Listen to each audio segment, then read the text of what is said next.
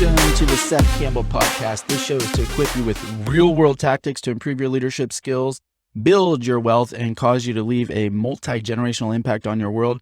My name is Seth Campbell. I'm your host, and I'm excited to share with you episode number 19, the 3 greatest negotiating tips that I've ever learned. Look forward to this episode with you. Okay, so we're going to jump right in today to the 3 greatest negotiating tips I've ever learned in building businesses for many years and coaching a lot of other great business owners out there. And we're going to run right through it. You're going to want to take some notes, and you'll be able to download the show notes. Go to sethcampbell.com, and we'll also have these typed out for you in case you're driving and you should not be writing. Okay, so tip number 1 in negotiating is no triggers. That's you not getting triggered. And what do we mean by that? You probably understand what I mean by not getting triggers, where you lose your cool, you lose your temper, you say something that you didn't mean to say. So many negotiations break down purely based on emotion and based on ego, based on fear, based on being offended, all of these triggers. And I'll break down what's behind it so that hopefully you don't have to just try to resist, because that's very difficult to do, is just bite your tongue, so to speak. When you really understand and are aware of what causes triggers in yourself and in others, then you can have this level of awareness that you probably can avoid it a lot better. Now, the world of getting triggered is a very deep subject, and it's very nuanced, and we can go a lot into it. So I'm going to give you some of the bigger pieces here.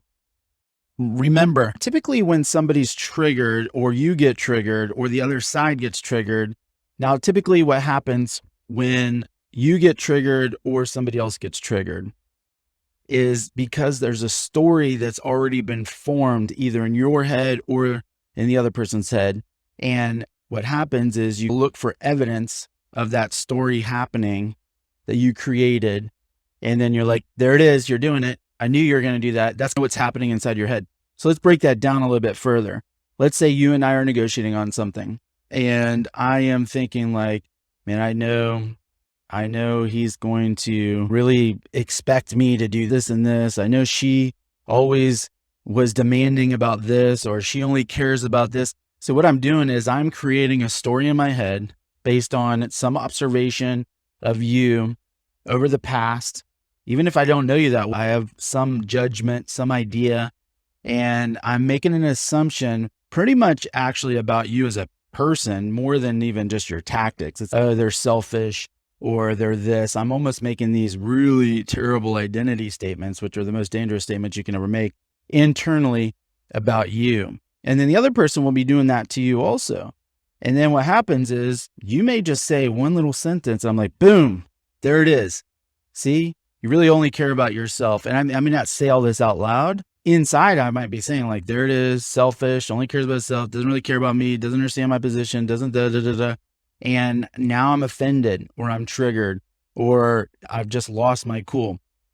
So the best way to prevent triggers is to walk in with no baggage. Walk into the conversation without any stories of the other person, without any fear, without any assumptions, without any beliefs towards what their ultimate intentions are. Remember, the moment you're stating or believing what somebody else's intention is, you probably already lost. And I don't mean that just in negotiating. You probably lost in a relationship, you've lost in life, you've lost in a lot. Too often we assume other people's intention attached to some action or words we heard. And the truth is, you don't really know their intention. Look in the mirror. Have you ever said the words, I didn't really mean it that way? Okay. Then your actions didn't line up with what the person thought of your intentions. We do that all day long. Man, it was never my intention to hurt that person. It was never my intention to do that. I just did something stupid. Okay, cool. How about then we just say you did something stupid, and I don't think that you are a bad person. I don't question your intention. I don't think you're greedy or selfish or this or that, all those labels. So do you see? There's somebody took an action or a series of actions. We added on top of that some assumptive level of what their intention is or what their character is. And then we walk into a negotiation with that individual and boom, triggers. Now, I should take a moment to say, what do we mean by negotiation? Does it have to be a business acquisition, a big business deal, a buy or sale? Absolutely not. If you have kids, you negotiate all day, every day. Can I have 1 more hour of screen time? Can I stay up late tonight? Can my friend come over? Can I this? That's negotiating. So don't just keep this in the business context. You negotiate probably 100 times a day. So the more you can walk in to those conversations without the assumptions, without the beliefs on what their intentions are, and listen to the conversation for what's actually just being talked about, nothing added to it, you're going to be pretty triggerless. And that's when you get powerful in a negotiation, because it's very clear in negotiations, whoever gets overly emotional, and I'm careful to say what that means, overly emotional, because overly emotional people get offended, but I'm just kidding. I'm careful to say what that means. All by that is, have you ever heard of, like, in war times, they talk about this equal response. Oh, they blew up a building, so we're going to blow up a building. An overreaction in a war is, oh, they blew up a building, so we're going to blow up the whole country. It's a correlative response. So if your emotions are the ones that are higher energy or further out than all the other emotions that have been in that conversation so far, you're probably overreacting. That's how you'd measure an overreaction or not. If everybody's talking at one tone and you're suddenly talking in a very loud or different tone, you now have gone out of the norm of that energy of that conversation. So whoever does that in a negotiation almost always loses, almost always doesn't get what they ultimately want, and things break down. So enter point number 1, no triggers. Let me walk in. I don't even have to hype myself up. Okay, they're really a good person. They really have good intentions. You got to do that if you're really negative towards them. Maybe you have to do that to balance it. The best thing is, like, they want something. I want something. Let's make this happen. Like, I got no judgment on them. I don't think about their past. I don't think about their tone. I don't think about anything. None of it offends me. If they get loud, they call me a bad name. Okay, they call me a bad name. I'm not going to add any other meaning to that. Oh, that means I'm a bad person. That means they don't respect me. That means they're mean. That means they're rude. That means they have no manner. I'm not even going to do any of that. I'm just be like, okay, they call me a bad name. And you see how calm I am? And I'm going to keep going. So that's going to be very powerful. And it almost always diffuses the other person, because when they do something that's out of bounds and you don't respond to the same level, you can bring it back very maturely and hopefully progress in the conversation. And the most important measurement, I'm going to give you like a measurement on whether or not you're achieving these principles. How do I know that I've achieved no trigger? Ultimate measure is you could actually defend their position as if you were negotiating for them because you know it so well. Now that sounds, well, that's a little bit different than what you said. It's not. It is fully understanding them without your added on assumptions, so much that you could actually get up and debate for them. You could actually get up and negotiate for them as if you were their agent. If you can't do that, you're not ready for this negotiation. If you can't fully be in their shoes, then your guard is still up, your compassion is down. And the greatest negotiation you can have is compassion for the other side, an understanding. You may not agree with it, may not like it, may not want to go with it, yet in your heart, you can understand why they are requesting what they're requesting. And you can understand that. You have compassion. One of the greatest debate tactics, if you ever go to debating school, the greatest training they have is, okay, now defend the other side and debate that vigorously. And when you learn how to debate the other side, what you disagree with, you should practice this. Pick your political party and the thing that you can't stand that the other side is saying, and then actually go and understand it so well, you could actually get up and debate it and defend it and speak for it. And the crazy part is when you do that, you really start to understand how other people are, and you realize, man, I don't necessarily agree with that particular belief or that thought, yet as a human, I get it. I get them. That's the most powerful place to be when you're negotiating, is you get them as a human. So point number 1, no triggers. That's walking in with no baggage is the how. And then the measurement is, I could actually defend their position. I know it so well. And when you get there, you actually care about the other person so much, you're probably not going to get triggered because you have no longer made assumptions about their intentions, because you actually understand their intentions from defending their side internally. Okay, point number 2, be clear on what your outcome is and flexible on the how that you get there. So be clear on what your outcome is, clear on your outcome, and flexible on how you get there. This is probably the number one thing I see break down in negotiations is people actually are negotiating the how. I need to do this, then this, and then you're going to do this. Like, and there's this weird phenomenon, and that's very hard for two hows to match up. It is much easier for two people to come to some common outcome, or you get this, I get this, you do this, I do this outcome.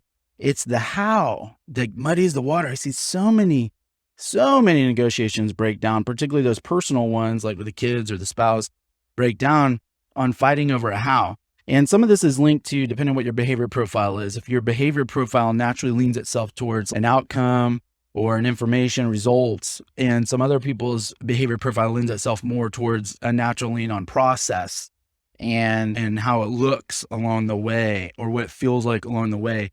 If you're one of those people, like process or looks or how it feels along the way, you're going to find yourself like putting those out as points of contention or needs or debate. And you could actually get so lost in that sea of how the process needs to work itself out that you never actually get your intention, or you end up just killing the negotiation because the other side doesn't get there. The truth is, all too often, probably the number one mistake I see in negotiations is we enter the conversation with thinking like, okay, here's the result I want. I want to get to Toledo and I'm going on a ride. And here's the 3 ways I can get there. And now like I need to negotiate that. So my request to you, if we're negotiating, is could you drive me there? Or could you give me a plane ticket there? Or could you get me this bus ticket there? And I might be thinking like no to planes, trains, automobiles.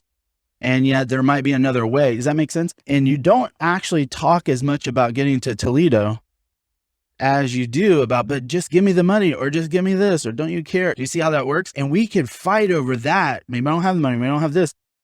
However, if it was like, I need to get to Toledo, can you help me?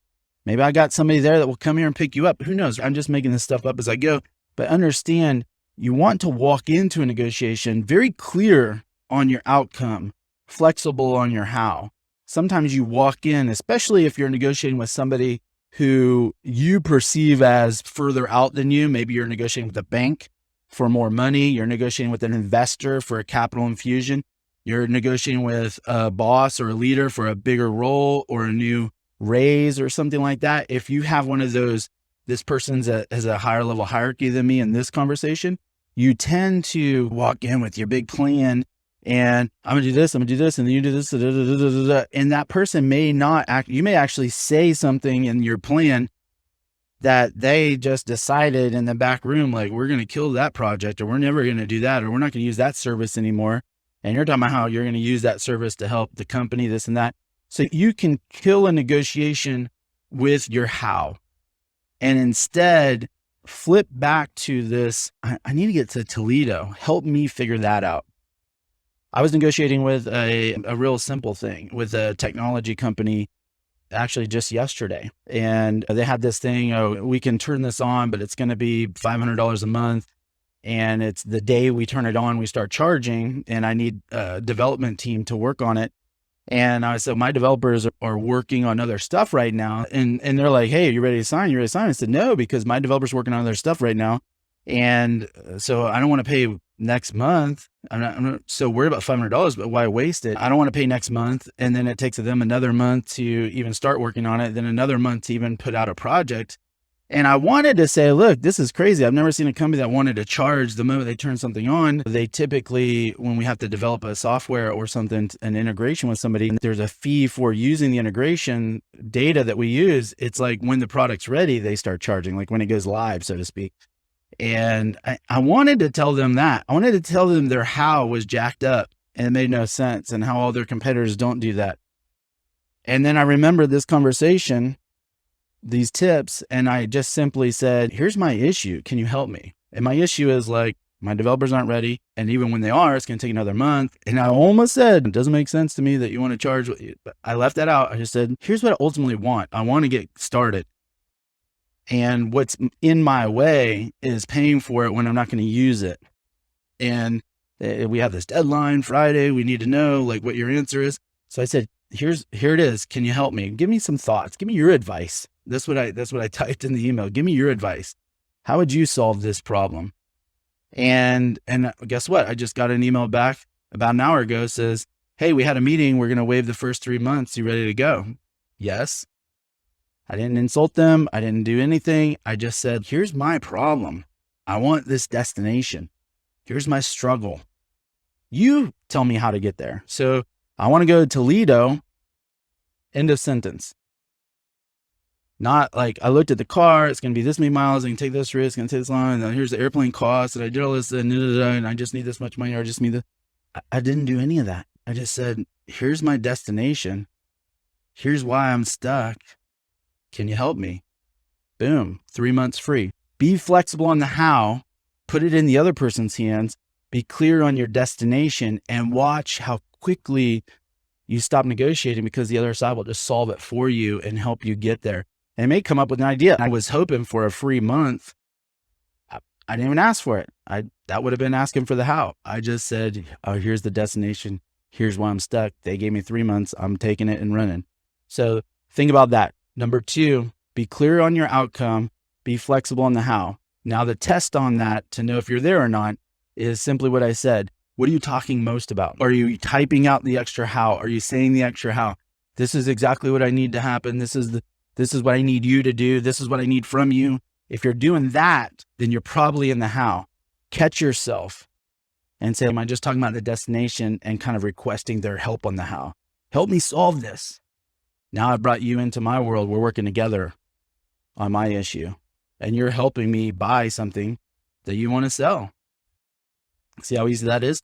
So that's a really good one. And then finally, the third one, probably the most powerful one I ever learned for real high stakes, real serious, real emotionally charged type negotiations. This one I actually learned in a neurolinguistic programming class, and they call it chunking up. Really means going bigger picture.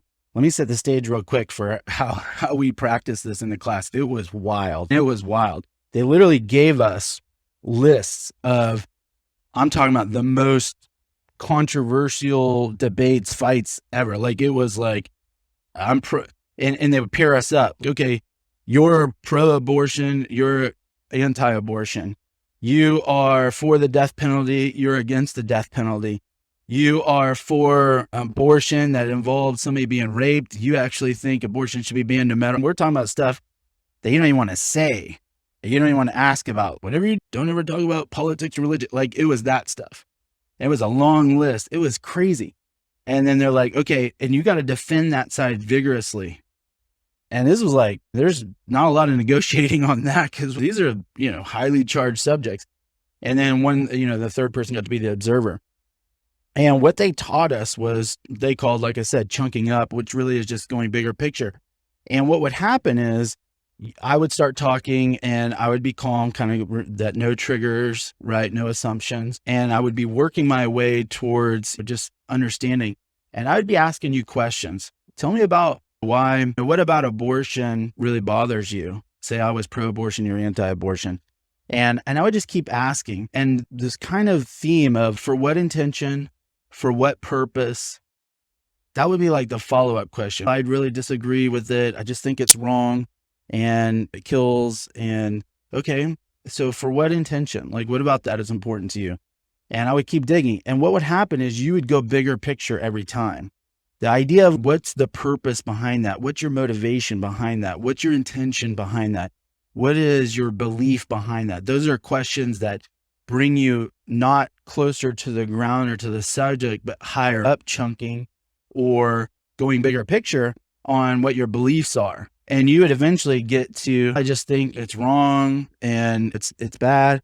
And then if I keep saying for what intention? And what do you want? Well, I want people to not do that. Okay, for what intention? I just want people to do this and that. And you would get to something like it's better for humanity, or it's better for the planet, or it's better for the world, or it serves God, or it contributes to society. If you go big picture enough on anything that you're hardcore about, you're going to end at some altruistic, very high level, world peace, contribution to humanity, change the world. You're going to end there somewhere. I care about my family, care about my friends. And then what would happen is you'd be like, okay, cool. And then the other side would start doing the same thing, or you would start telling your story. If there was no like observer, you weren't following this exercise. What would happen is the other side would start doing the same thing. And guess what? I'd end up saying the same answers. It's crazy. I'd end up getting up to somewhere that's, I care about the earth too. I care about humanity too, or for contribution, or for what you do is you keep going bigger picture until you match. You actually find a common ground, and the common ground may be, I just love people and care about people. I want world peace. And now you begin talking. So I want that too. So if we were alone and we were doing this and I knew this tactic and I was just asking you, I was really getting in your shoes and really getting to know you, and just kept, and I got to do this with care and compassion. Cause I just keep asking this question, but like, dude, what do you ask me all these questions? Let's just talk about the issue here. I'm saying, no, I really want to get to know you. I really want to understand where you're coming from. I care about people, and I don't want to just walk in and debate this. Would you mind if I just really got to understand you and where you're coming from first? Okay, that's cool. It's respectful. So now I'm going to say, okay, what about that is important? What purpose? What's your intention with that? How come? What about that? Tell me more about that. And you're going to get to, what do you really want? I really want people to have the best life ever. And I would be like, that's awesome. I really want people to have the best life ever too. That's exactly, the funny thing is, that's my motivation to have the opposite belief. And you both laugh, and you almost get to this agree to disagree. And it's like this space of, it's funny, like I want the same thing. I just think that, and what it is, it's back to point number 2. You actually match on the outcome. I want people to have the best life ever. You disagree on the how. I think how you get there is freedom of choice. I think how you get there is preserving life, whatever it may be. We can disagree on the how, but the funny part is when we match at a very high level, altruistic, humanistic level, the fight's almost over. And this will be really great with your kids, with your spouse, with anybody that you have a deeper relationship with, is it will cause you to agree. Yeah, that's what I want too. And I can understand how you get there because you just walk me through it. I think differently. I think there's a different path to get there. Funny part is maybe both paths get there and we don't need to fight about this anymore. We can actually just work together towards the same outcome, yet agree to disagree on some of the path on the way there. Maybe they both get there. Or one side flexes a little bit and says, you know what? I think your way might actually be a better path to getting towards people living to their best life possible. I'm open to that. And what happens is you're no longer offended because I'm throwing at you a how or what to believe. And it feels like we're on opposite sides of the universe. And the craziest part is 100% of the time this works. If you chunk up high enough, you'll both be the same. I'm telling you, it sounds crazy. This could be your mortal enemy. They always fight with. If you go big picture enough, you're going to find the same desire, same thing you ultimately want, an altruistic kind of contribution to humanity. So that's tactic number 3. Chunk up and really have patience, right? I put it number 3 because if you get triggered, you ain't going to make it that far. If you are not clear on your outcome and you're all into your how, clearly you're not going to get there, because this is all about the opposite of how, is really just getting to a higher level of outcome. Like, I don't want to just go to Toledo. I want to explore. Oh, I want to explore too. So I'll stop insulting Toledo. No offense, Toledo. I'll stop insulting Toledo, and I respect the explorer. That's not where I'd go, but I'm just kidding. I just made that up, but I've been there. It's great. And yet can you see how easily that lets all the fight go? So those are the 3 greatest negotiating. And remember, negotiating is a conversation with a desired outcome with anybody, spouses, kids, at work, for business, big deals, all of it. 3 greatest negotiating tips I ever learned. No triggers, Be clear on what your outcome is, flexible on your how, and chunk up. Go big picture. With that, I will let you go. Thank you for listening to the Seth Campbell podcast. Go forth and prosper. I love you, and reach out. Don't forget to go to sethcampbell.com and connect with me on our Facebook group, private Facebook group, the Seth Campbell podcast, and we can interact and talk about these episodes. Also, drop some questions on there because I'm going to do a live Q&A session up here in a couple of episodes. Thanks, everybody.